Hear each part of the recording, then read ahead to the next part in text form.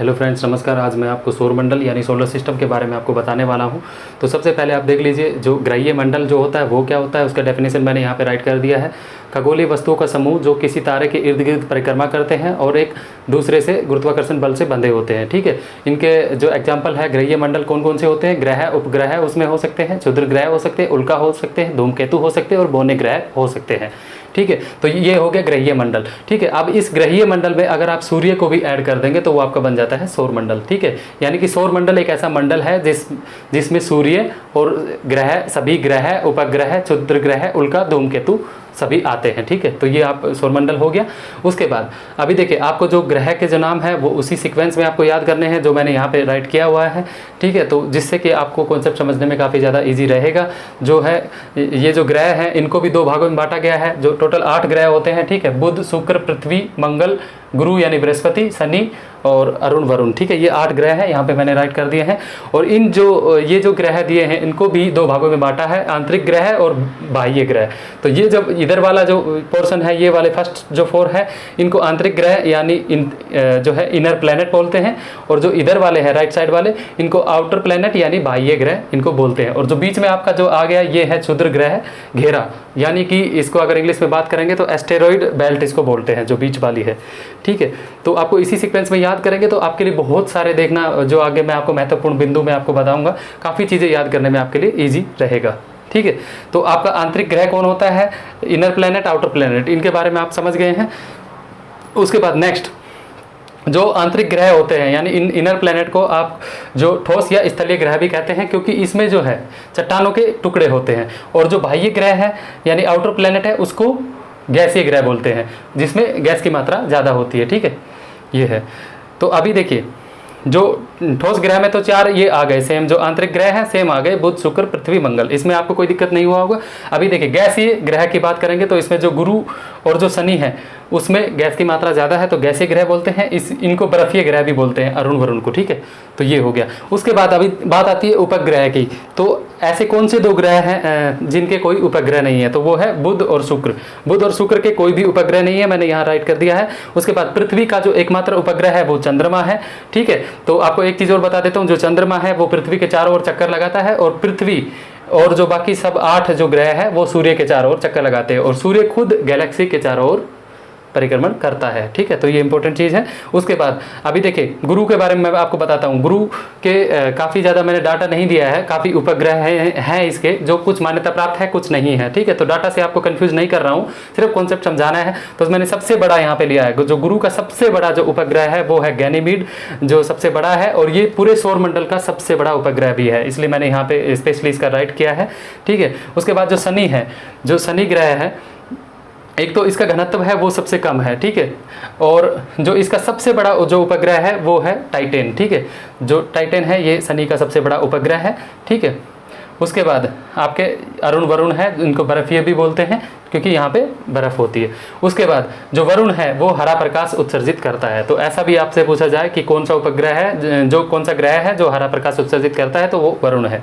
ठीक है, उसके बाद एक क्वेश्चन यहाँ पे बनता है कि जो मंगल ग्रह की परिक्रमा कक्षा में जाने वाला पहला एशियाई देश कौन है? तो वो अपना भारत है। ठीक है, तो ये एक इंपॉर्टेंट था। उसके बाद महत्वपूर्ण बिंदु में काफ़ी चीज़ें देखिए मैं आपको यहाँ पे बताने वाला हूँ, और यहाँ पे देखिए मैंने इंग्लिश में भी आपका नेम्स यहाँ पे लिख दिए हैं, आपको कोई कन्फ्यूजन होगा तो पूरा इंग्लिश वाला भी यहाँ पे देख सकते हैं आप।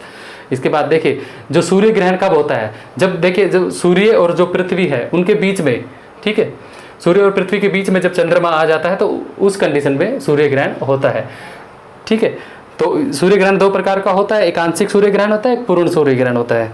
जब पूरा जो है सूर्य है, जब मान लो थोड़ा सा आपका दिख रहा है, ठीक है, अगर मान लो चंद्रमा के बीच में आने से आपका मान लो थोड़ा सा ढक गया है सूर्य, तो उसको आंशिक बोलते हैं। अगर पूरा ढक गया है, सिर्फ भार वाला आपका जो है ये पोर्शन आपका बचा है, तो उसको बोलते हैं पूर्ण सूर्य ग्रहण। और पूर्ण सूर्य ग्रहण की स्थिति में ऐसा भी माना जाता है कि उसकी तरफ देखना नहीं चाहिए। तो वो उसका रीज़न ये रहता है कि जो इसका जो आउटर सतह है जहाँ से ये ज्वाला उत्सर्जित करता है सूर्य, तो जब पूर्ण जो आपका जो है सूर्य ग्रहण होता है तो उसमें पूरा जो अंदर वाली जो इसकी जो है अंदर वाला पूरा जो हिस्सा है वो छिप जाता है, जो बाहर वाला सिर्फ ये वाला बचता है, जिसको कि क्रीट या फिर कोरोना भी बोलते हैं। इसको मैंने यहाँ पे लिखा हुआ है, क्रीट या कोरोना भी बोलते हैं, जो बाहर वाली सतह है इसको, सूर्य की बाहर वाली सतह को क्रीट या कोरोना बोलते हैं। तो इससे क्या है कि एक्स रे रेज जो है वो उत्सर्जित होती है, तो इसी वजह से बोला जाता है कि जो सूर्य ग्रहण के टाइम में देखना नहीं चाहिए उसकी तरफ, ताकि एक्स रेज है जो वो कुछ भी इफेक्ट आप पे डाल सकती है। तो ये इसका रीज़न होता है। तो ये सूर्य ग्रहण हो गया जब जो सूर्य है और पृथ्वी है उसके बीच में आपका जो चंद्रमा अगर आ जाता है, क्योंकि देखिए पृथ्वी भी जो है अपने अक्ष पर भी घूम रही है और सूर्य के चारों ओर चक्कर लगा रही है, और जो चंद्रमा है वो पृथ्वी के चारों ओर चक्कर लगा रहा है। तो एक पोजीशन ऐसी आती है जहाँ पे चंद्रमा है सूर्य और पृथ्वी के बीच में आ जाता है, तो उस टाइम सूर्य ग्रहण हो जाता है। ठीक है, तो उसके बाद जो नेक्स्ट इंपॉर्टेंट है कि सूर्य के जो सबसे पास कौन सा है। अभी देखिए जो मैंने बताया था कि ये कॉन्सेप्ट आप ध्यान में इसी सीक्वेंस में आप याद कीजिए, जिससे बहुत चीज़ें आपको समझने में ईजी रहेगा। अब यहाँ पे देखिए जो सूर्य का सबसे पास में कौन सा ग्रह है, तो अगर आप इस सीक्वेंस में याद करेंगे तो आपको क्लियरली देखिए यहाँ से पता चल रहा है। यहाँ पे जो सूर्य है सौरमंडल के, जो यहाँ पे मैं जो फिगर बनाया हूँ, यहाँ पे जो सूर्य है तो सूर्य के सबसे पास में देखिए यहाँ पे बुध ग्रह है।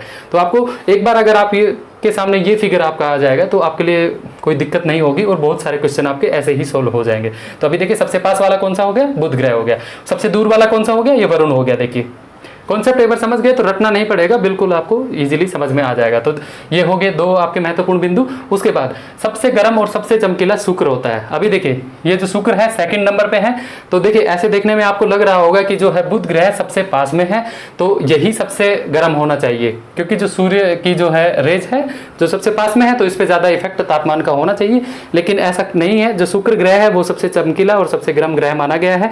वो किस वजह से, क्योंकि जो शुक्र ग्रह है उसमें जो आपका है 98%, ठीक है 98% आपका जो है शुक्र ग्रह में ये कार्बन डाइऑक्साइड जो है मौजूद है।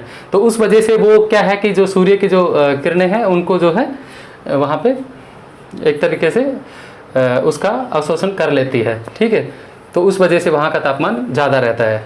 ठीक है, बुध ग्रह में ऐसा नहीं है। यहाँ 98% CO2 जो होती है वही इसका मेन रीजन है।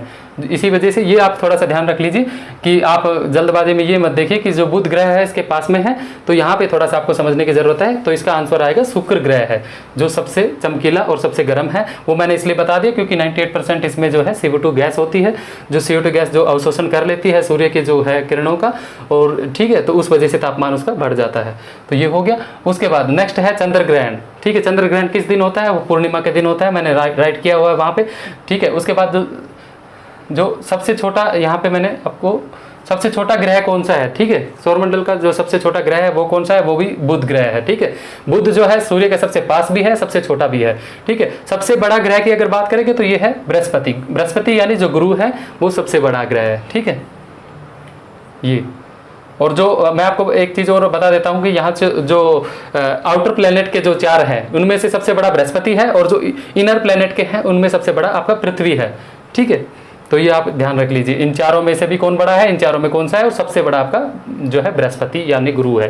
ठीक है, उसके बाद जो मंगल ग्रह है उसको लाल ग्रह भी कहा जाता है, और पृथ्वी को नीला ग्रह कहा जाता है। पृथ्वी को नीला ग्रह इसलिए कहा जाता है कि जो इसमें है एकमात्र जो प्लेनेट है जहाँ पे जो है जिंदगी संभव है, जीवन जीना संभव है, और मतलब बहुत ज़्यादा मात्रा में जो है जल उपलब्ध है, पानी उपलब्ध है। तो इस वजह से इसको नीला ग्रह बोलते हैं, और मंगल ग्रह पे जो है इसको लाल ग्रह बोला जाता है। ठीक है, मंगल ग्रह को। उसके बाद ठीक है, जो शुक्र ग्रह है, ठीक है, उसको शुक्र ग्रह को जो है पृथ्वी की बहन भी कहा जाता है। ठीक है, ये शुक्र ग्रह, ठीक है, ये वाला जो शुक्र ग्रह है उसको पृथ्वी की बहन भी बोला जाता है।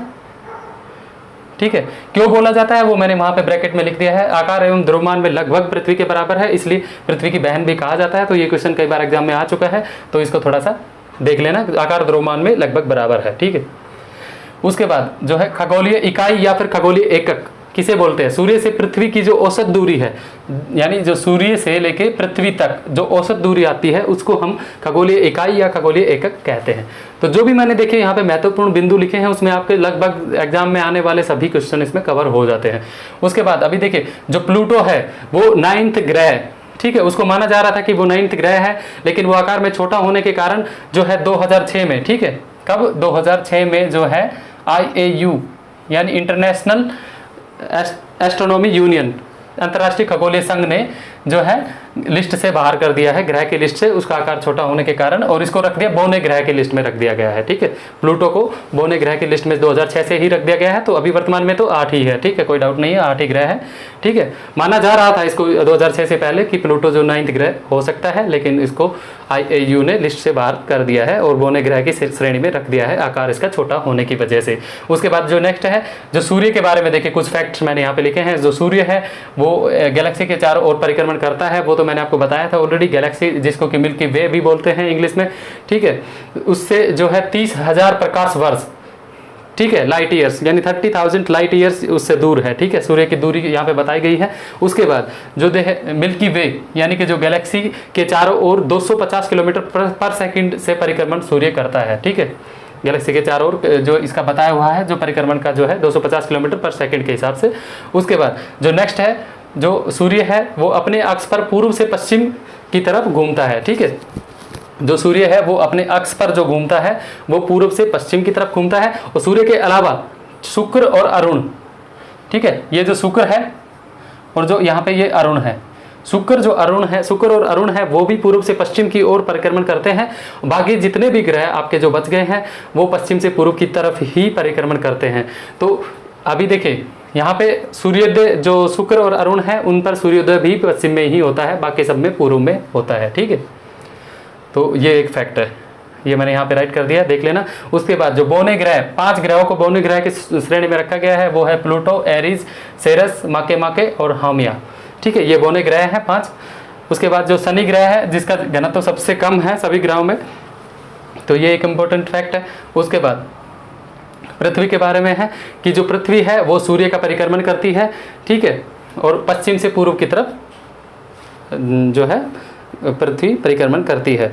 ठीक है, और इसके बारे में देखिए, पृथ्वी जो है सूर्य के चारों ओर परिक्रमण करती है। इसके बारे में सबसे पहले किस वैज्ञानिक ने बताया था, वो मैंने नाम वहाँ पे लिखा है, कोपरनिकस ने सबसे पहले ये बताया था कि जो है पृथ्वी जो है सूर्य के चारों ओर परिक्रमण करती है। इसके बाद जो नेक्स्ट क्वेश्चन है कि किस ग्रह को भोर का तारा कहा जाता है, तो शुक्र ग्रह जो है उसको भोर का तारा कहा जाता है। और एक इम्पोर्टेंट मैं चीज़ आपको शेयर कर देता हूँ, जो पृथ्वी है वो जो है अपने एक्स पर जो है 23.5 डिग्री यानी 23 डिग्री 30 मिनट जो है वो अपने अक्ष पर झुकी हुई है। उसकी वजह से, ठीक है, उसकी वजह से पृथ्वी जो है झुकी होने की वजह से आपका जो है कुछ जो उसका पार्ट है, ठीक है। और जो पृथ्वी में आपको ये बता देता हूँ कि जो है 24 घंटे में, लगभग 24 घंटे में 23 घंटे कुछ मिनट है, यानी कि लगभग 24 घंटे में पृथ्वी जो है वो अपने अक्ष पर परिक्रमण कर लेती है। और सूर्य का परिक्रमण करने में उसको 365 दिन और 6 घंटे उसके लगते हैं, ठीक है। 365 दिन 6 घंटे, ये कुछ डाटा आप एक्स्ट्रा नोट कर लीजिए। 365 दिन और 6 घंटे लगते हैं पूरा जो है परिक्रमण करने में सूर्य का। अपने अक्ष पर परिक्रमण करने में 24 घंटे लगते हैं। इसी वजह से देखिए अपने अक्ष पर पूरा परिक्रमण पृथ्वी कर लेती है, ठीक है। इस वजह से जो है उसका आधा हिस्सा जो है पूरे दिन में, मतलब 24 घंटे होते हैं, तो आधे टाइम में उसका आधा हिस्सा सूर्य की साइड में रहेगा, जहाँ पे जिस हिस्से पर सूर्य की जो किरणें पड़ती हैं उधर जो दिन हो जाता है। उसके बाद जो नेक्स्ट 12 घंटे के लिए नेक्स्ट में आपका जो है दिन हो जाता है, यानी दिन रात इस हिसाब से यहाँ पे बनते हैं। और जो 365 दिन और 6 घंटे में जो है पृथ्वी जो है सूर्य का जो चक्कर लगा लेती है। इसी वजह से देखिए जो हमारा जो चौथा, हर जो 4th ईयर जो आता है जो है, इसीलिए जो लीप ईयर वाला जो कॉन्सेप्ट है वो इसी वजह से है, क्योंकि देखिए 365 दिन 6 घंटे में जो है सूर्य का चक्कर लगा देती है। तो हर चौथे साल में आपका जो है वहाँ पे 1 घंटा एक्स्ट्रा आपका जो है, हर चौथे साल में आपका 1 दिन जो है एक्स्ट्रा हो जा रहा है। तो उस 1 दिन को कवर करने के लिए जो कभी फरवरी 28 दिन की आती है, कभी 29 दिन की आती है, तो वो उसका ये कुछ बेसिक रीज़न इसका है, ठीक है।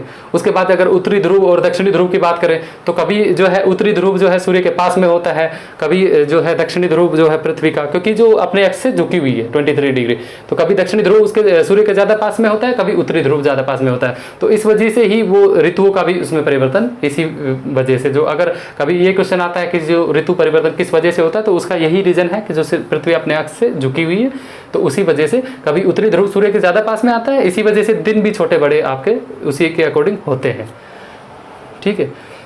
तो और कोई भी किसी प्रकार का डाउट हो तो कमेंट कर देना। Thank you.